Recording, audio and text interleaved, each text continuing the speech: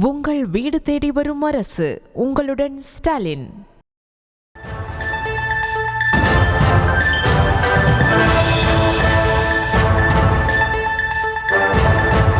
தற்போதைய அண்மை செய்தியை பார்த்துக் கொண்டிருக்கிறோம். நில அபகரிப்பு வழக்கை ரத்து செய்ய மறுத்த உயர்நீதிமன்ற உத்தரவை எதிர்த்து மா. சுப்பிரமணியன் தரப்பில் மேல்முறையீடு செய்யப்பட்டிருக்கிறது. அது குறித்தான அண்மை தகவல் விவரங்களை செய்தியாளர் வெங்கட்ரமணன் வழங்க நாம் கேட்கலாம். வெங்கட்ரமணன், மேலும் விவரம். வணக்கம்.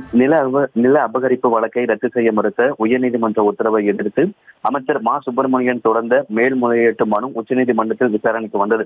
இந்த வழக்கு மீதான தீர்ப்பை தற்பொழுது உச்சநீதிமன்றம் ஒத்திவைத்திருக்கிறது. காலை முதலே இரு தரப்பு வாதங்களையும் கேட்டிருந்த நீதிபதி இந்த உத்தரவை பிறப்பித்திருக்கிறார். குறிப்பாக மா.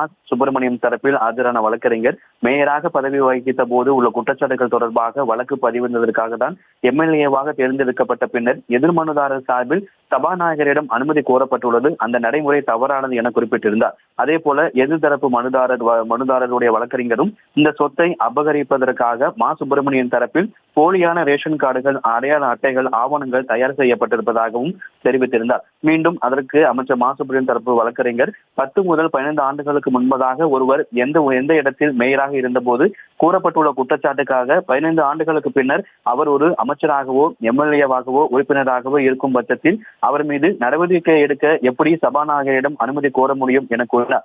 இருதரப்பு வாதங்களையும் கேட்டறிந்த நீதிபதி இந்த வழக்கு மீதான தீர்ப்பை ஒத்தி வைத்திருக்கிறார். நில அபகரிப்பு வழக்கை ரத்து செய்ய மறுத்த உயர்நீதிமன்ற உத்தரவை எதிர்த்து அமைச்சர் மா. சுப்பிரமணியன் தொடர்ந்த மேல்முறையீட்டு மனு உச்சநீதிமன்றத்தில் இந்த வழக்கு மீதான தீர்ப்பு என்பது ஒத்திவைக்கப்பட்டிருக்கிறது. உங்கள் வீடு தேடி வரும் அரசு. உங்களுடன் ஸ்டாலின்.